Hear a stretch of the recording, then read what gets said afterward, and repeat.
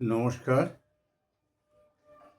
আজকে একটু মহর্ষি বাল্মীকি তাঁর রত্নাকর থেকে বাল্মীকিতে রূপান্তর, এই বিষয়টা নিয়ে আমাকে ভাবিয়েছে খুব। বিষয়টা নিয়ে একটু আলোচনা করব। প্রথমেই বলে নিই, এই ধারণাগুলি আমার নিজস্ব। এই কাউকে কোনো রকম আঘাত করার উদ্দেশ্যে নয়, বা প্রচলিত ধারণার বিরুদ্ধেও কথা বলছি না। এগুলো আমার বিষয়গুলো নিয়ে সামান্য যেটুকু পড়াশোনার নাড়াচাড়া, সেটা করতে করতে আমার এগুলো মনে হয়েছে।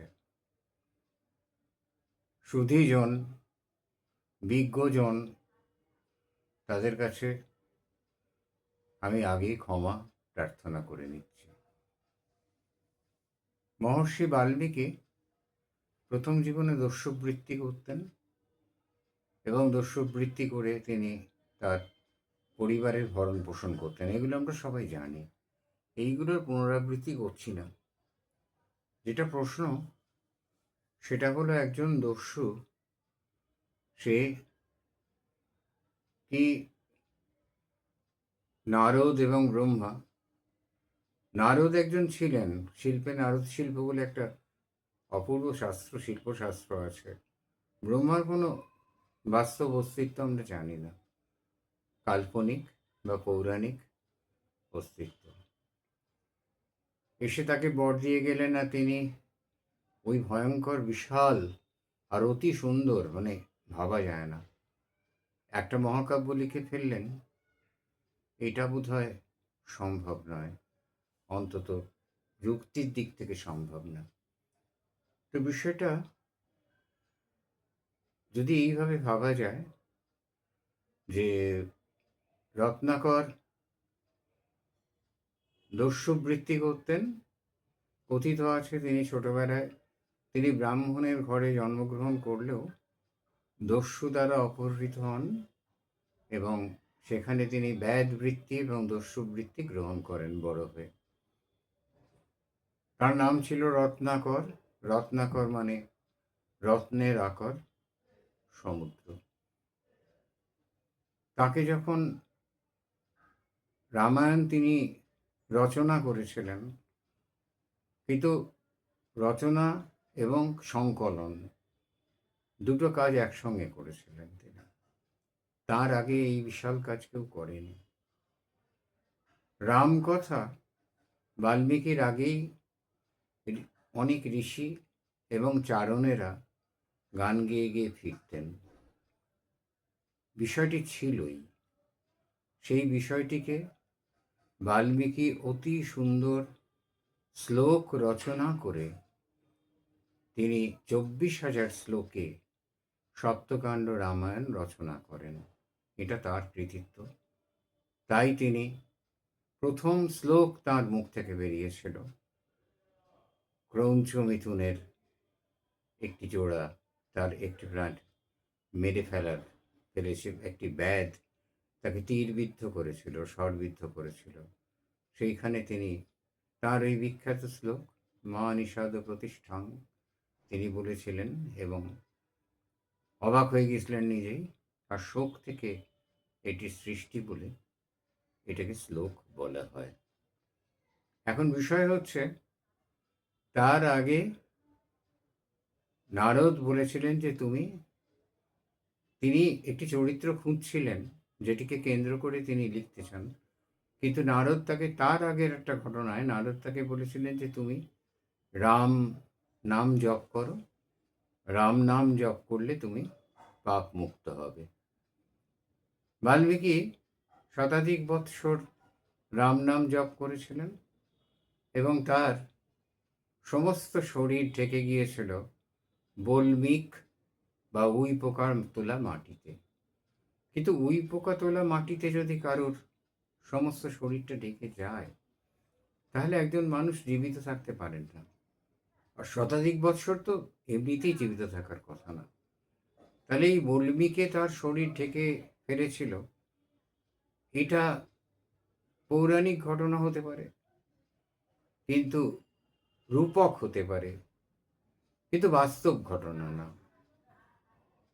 এমন তো হতে পারে যে বাল্মীকি অপহৃত হবার পর বাল্মীকি বলে একটি জনগোষ্ঠী আছে, এরা নিম্নবর্গীয় গোষ্ঠী। এদের মানুষের তৈরি বিভাজনে এরা নিম্নবর্গীয়। এদের গোষ্ঠীতে তিনি ছিলেন, সেই জন্যে তার নাম হয়েছে বাল্মীকি। বাল্মীকি বলে এখনো কিন্তু একটি গোষ্ঠী আছে উত্তরপ্রদেশে। তারা মনে করে যে তারা মহর্ষি বাল্মীকির বংশধর। তো মহাকবির বাল্মীকি নাম এইখান থেকে হতে পারে বলে আমার বিশ্বাস।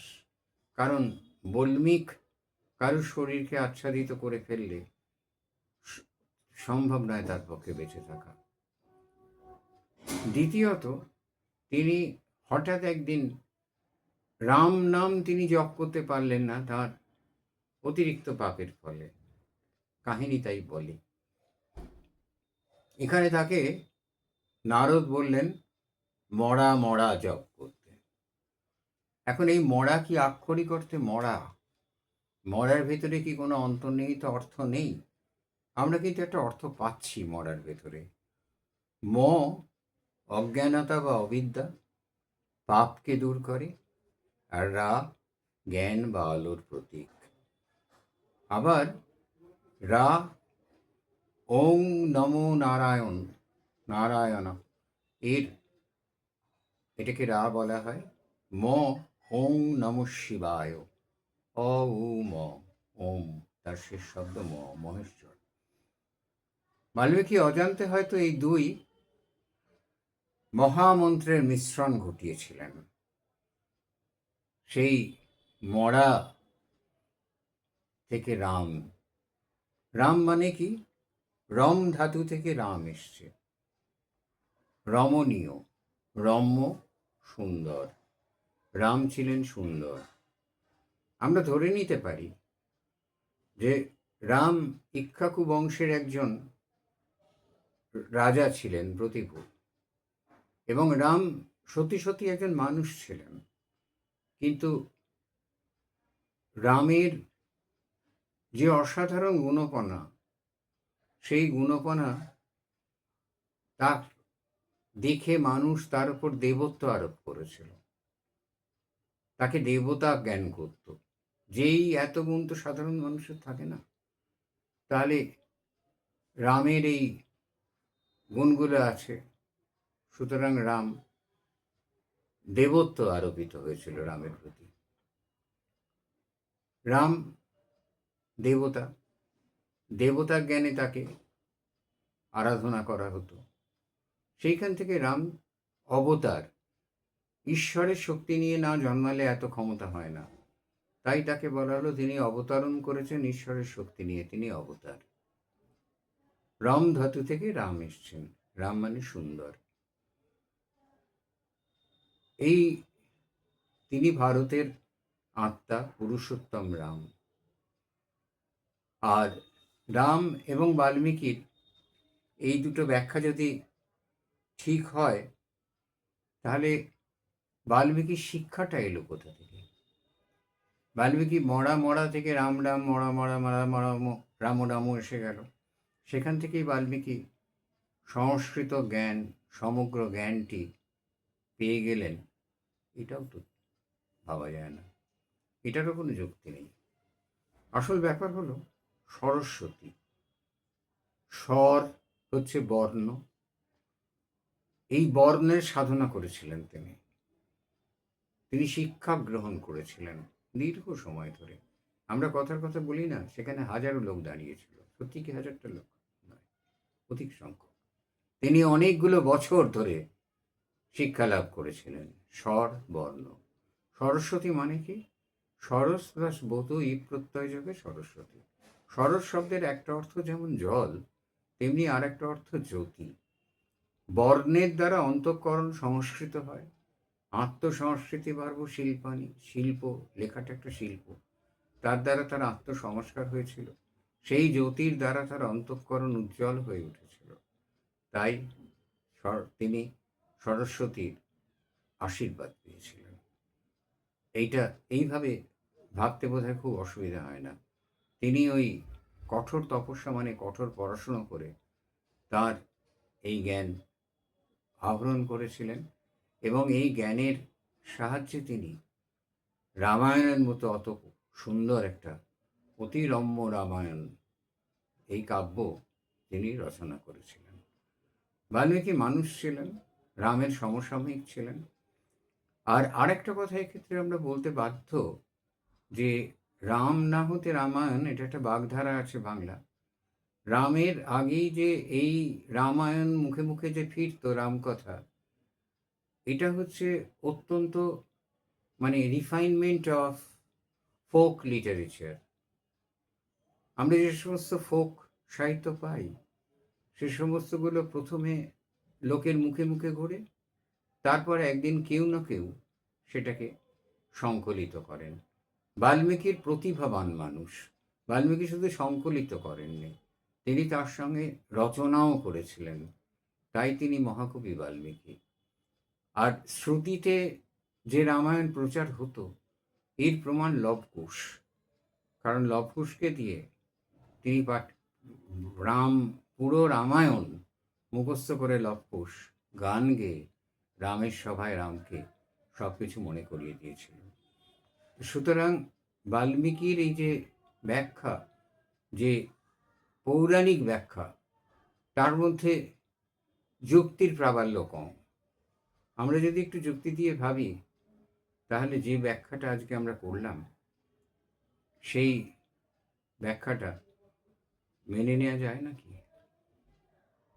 এটা গভীরভাবে ভাবলে আমার তো মনে হয় বাল্মীকিও এইভাবে সৃষ্ট। তিনি বাল্মীকি সম্প্রদায় থেকে মানে নিম্ন বর্গ থেকে যে মানুষ সাধনার দ্বারা ব্রাহ্মণত্ব অর্জন করত, ঋষিত্ব অর্জন করত, এ সম্বন্ধে তো কোনো সন্দেহ নেই। অনেক উদাহরণ আছে, স্বয়ং বিশ্বামিত্রই তাই।